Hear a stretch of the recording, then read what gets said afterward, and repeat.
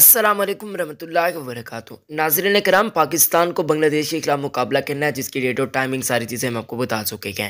मगर इस वीडियो के अंदर हम आपको बताने चाह रहे हैं कि पाकिस्तान को अपना मजीद रन रेट बेहतर करना होगा, क्योंकि पाकिस्तान को अगर साउथ अफ्रीका को भी क्रॉस करना है तो ऐसे में चंद पॉइंट्स का फर्क है। पाकिस्तान पॉइंट्स टेबल पर इस वक्त वैसे तो तीसरे नंबर पर है, लेकिन अगर रन रेट की बातचीत करते हैं तो रन रेट प्लस के अंदर है पाकिस्तान के। इवन भारत से बहुत ज़्यादा बेटर है। इस पूरे ग्रुप के अंदर पाकिस्तान का रन रेट सबसे बेहतर इस वजह से होने जा रहा है क्योंकि पाकिस्तान ने अभी बांग्लादेश को भी हराना है, जिसकी वजह से पाकिस्तान का रन रेट इस पूरे ग्रुप के अंदर सबसे ज्यादा अच्छा हो जाएगा। जो समझते हैं कि पाकिस्तान सेमीफाइनल के अंदर जा सकता है, यार लाइक लाजमी कर दीजिएगा और हमारे यूट्यूब चैनल को भी सब्सक्राइब कर दीजिएगा। आपके ख्याल में कितने परसेंट चांसेस है पाकिस्तान के सेमीफाइनल के अंदर जाने के? कमेंट्स में जरूर बताइएगा।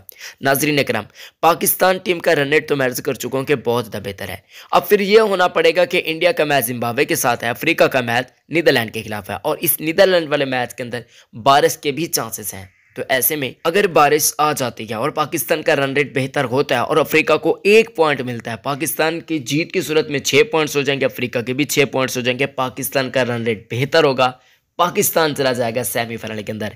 ये कुछ सूरत हाल बन चुकी है और पाकिस्तान के लिए बहुत ज़्यादा आसानियां मेरे हिसाब से पैदा हो चुकी हैं। अगर पहले 2 मुकाबलों को निकाल लेते हैं तो उसके बाद से पाकिस्तान की परफॉर्मेंस कदरे बेहतर देखने को मिलेगी। अफ्रीका को क्रॉस करने के लिए पाकिस्तान को 30 रन से ज़्यादा की जीत लाजमी है, जबकि पाकिस्तान अगर 6, 5, 4 विकेटों से जीत जाता है तब भी पाकिस्तान का भरपूर फायदा हो जाए।